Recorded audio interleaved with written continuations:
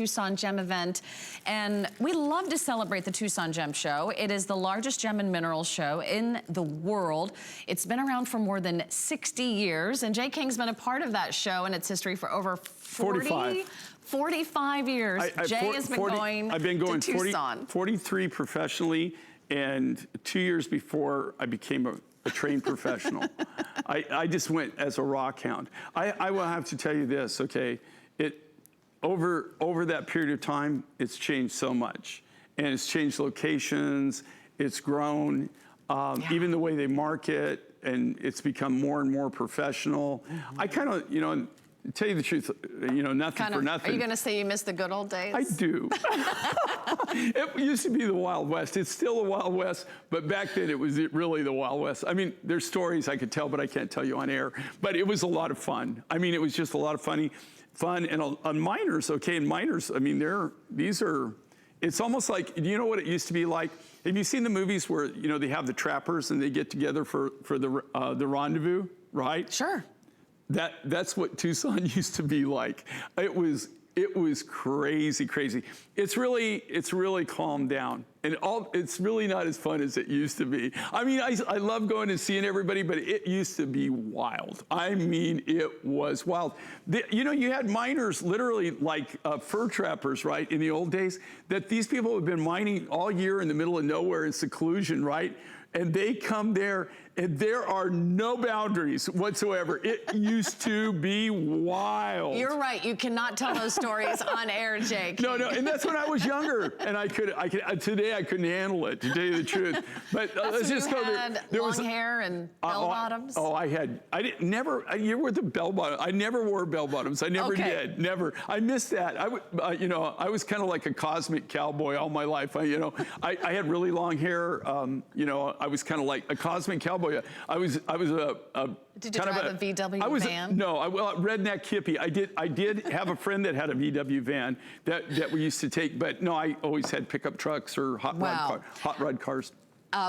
Well, I can get the visualization in my mind right now. We're going back in time, but before we go any further, I have to introduce you to this brand new faceted yellow sapphire. I am just absolutely blown away. When I saw this before the show, I was almost delirious. Did you see this at all in Tucson? I did not see yellow sapphire. Well, I saw a few finished pieces of sapphire, but I certainly didn't see yellow sapphire in the rough. I'm gonna put this on my hand so you can truly appreciate this color. Now, we've talked about turquoise, we've talked about tanzanite, we've talked about opals, but when we talk about sapphire, sapphires are in a class of their own. This isn't a class by itself. This is one of the most precious gemstones. It's rubies, emeralds, and sapphires, and you're looking at yellow sapphires. Yeah, a complete necklace, I just want to show you the crystals. Okay.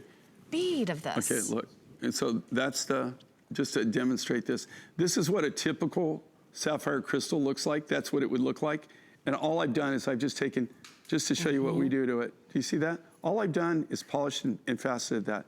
Look at the faceting. Look at how it sparkles. That is a natural real. If I could take the TV and I could hand this to you through the TV, you would see what makes sapphire so special is it's very dense, it's very hard. So the denser it is, the heavier it is, right? Because the molecules are more compressed together, right?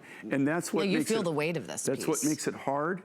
And that's what makes it polish so well and facet so well. Here's the thing with sapphires. They come in every color of the rainbow. In fact, you know, ruby is actually in the sapphire. It's in the sapphire family. But ruby, there's only of the sapphire material. There's only 4 colors of red that the GIA classifies as ruby. So this comes from the same family. This material, now yellow sapphire, now have I seen yellow sapphire? Yes, in most of the deposits you see all these different colors in there, and yellow will be one of them. What makes this so unique, so different, and so wonderful, and so rare, this is a brand new find out of Tanzania, of all places. And the miner who I get my tanzanite from, he's the one that turned me on to this. So because I knew the tanzanite miner, he's the one that introduced me to this sapphire miner. I've never seen this anywhere else. I didn't see any of the rough in Tucson. I didn't spend a lot of time there. this year like I normally did, but I'm just saying I didn't see any of the rough there. And I didn't see any really finished products of it. But as far as I know, it's very unusual to get a sapphire and it's all just one color.